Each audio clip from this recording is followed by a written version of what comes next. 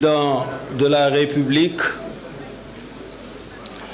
veuillez recevoir tout d'abord mes salutations respectueuses et fraternelles, appuyées par mes remerciements pour l'opportunité que vous nous offrez de participer à ce dialogue national qui, comme vous l'avez dit, fait partie de l'ADN de notre pays. Autorisez également que j'étende mes salutations au président de l'Assemblée nationale, à votre Premier ministre et son gouvernement, à la présidente du Haut Conseil des collectivités territoriales, ainsi qu'à mon remplaçant récent au Conseil économique, social et environnemental, le frère Abdoulaye Daouda Diallo. Vous me permettrez également d'étendre mes salutations aux autorités religieuses du pays, au patronat, aux syndicats, ainsi qu'à mes collègues leaders de partis dans l'opposition. À tous, je dis salam, rahma et baraka, c'est-à-dire paix, miséricorde d'Allah, grâce et baraka dans nos travaux. À la suite de mes remerciements, Monsieur le Président de la République,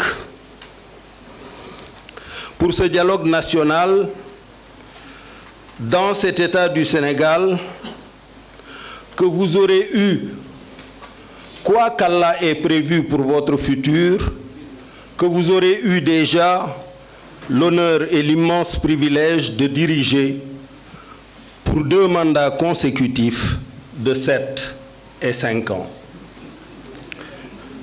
Je relisais ce matin le livre hommage à l'un des plus éminents serviteurs de cet État, un frère et un ami cher à nous tous, que j'ai eu l'honneur de côtoyer dans ces lieux entre 2000 et 2004, comme ministre d'État, directeur de cabinet du président de la République, mais aussi comme Premier ministre, et qui est depuis resté un ami inspirant.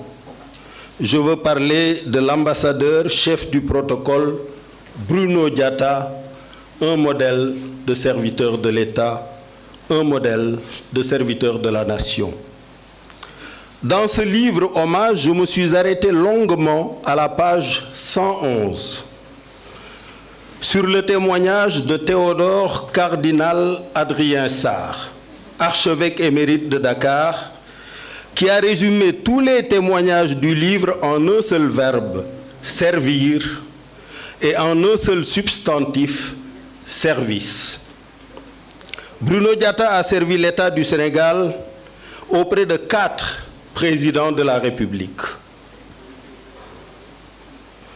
Tous ont unanimement reconnu sa discrétion, son talent, sa courtoisie.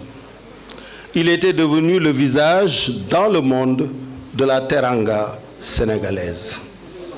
Notre devoir à tous, à vous, Monsieur le Président de la République en premier, est de rester fidèles et loyaux à ces 2 mots, dans chacun de nos actes et dans chacune de nos paroles.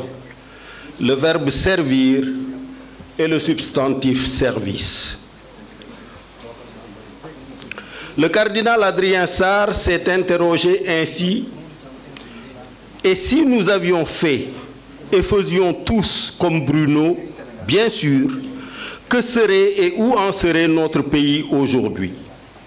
Si chaque leader politique, chaque femme, chaque jeune, chaque ouvrier, chaque patron faisait sien ces 2 mots, servir et service, notre pays serait-il sous la menace de jeunes en colère, manipulés par des leaders politiques qui s'en servent comme bouclier pour leur propre ambition, ou serait-il en chantier partout, dans des champs de céréales, de maïs, de fraises, de papaye, de mangue, d'oliviers, de palmiers et cocotiers, dans des chantiers pour construire des habitats et fournir des logements sociaux à nos concitoyens, dans des chantiers pour s'occuper de doter nos concitoyens d'un environnement sain, de rues propres, de déchetteries organisées, de déchets traités, de points d'eau, de salles de classe, de postes de santé, de pistes de production, d'industries de transformation de nos fruits casamancés en jus et autres délices naturels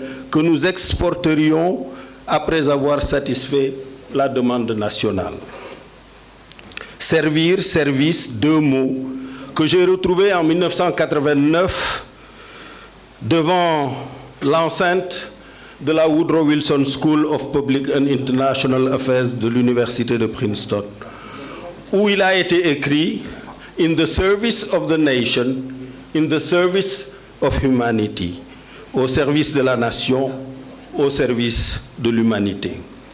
Et notre foi nous y invite également.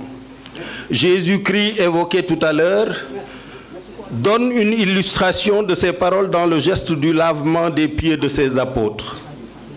Et il disait à ses apôtres, « Si je vous ai lavé les pieds, moi le Seigneur et le Maître, vous aussi vous devez vous laver les pieds les uns les autres, car c'est un exemple que je vous ai donné pour que vous fassiez vous aussi comme moi j'ai fait. » Et ceci, naturellement, le Coran y fait écho. C'est Dieu qui a créé la mort et la vie afin de vous éprouver pour savoir qui de vous est le meilleur en œuvre. Je suis venu participer à ce dialogue en tant que candidat arrivé deuxième derrière vous à la présidentielle de 2019. Certains pensent d'ailleurs que vous m'auriez pris quelques points pour passer au premier tour.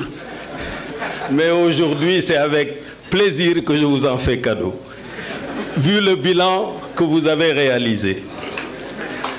J'attends de ce dialogue les conclusions suivantes. Une démocratie renforcée, des élections claires, libres, transparentes et inclusives, des résultats incontestables qui reflètent l'exacte expression de la volonté et du choix du peuple sénégalais, seul habilité à décider à qui il confie son mandat. Et tout ceci sans aucune entrave.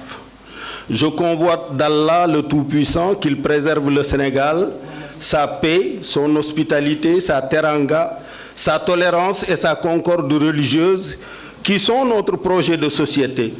Qu'il préserve ce Sénégal de toutes les menaces multiformes que vous avez évoquées et des tensions et tentations funestes qui secouent notre sous-région. Je vous remercie pour votre attention. Merci beaucoup, monsieur le chef de l'opposition, c'est ça? C'est contesté, hein, apparemment. C'est bon, hein? Non, c'est donc je calibre. Non, non, je continue.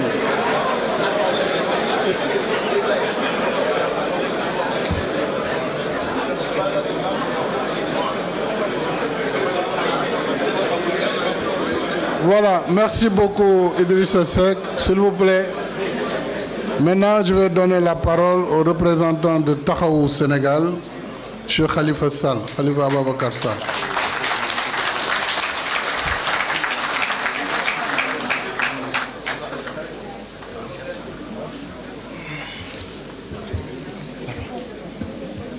Je remercie M. le Président de la République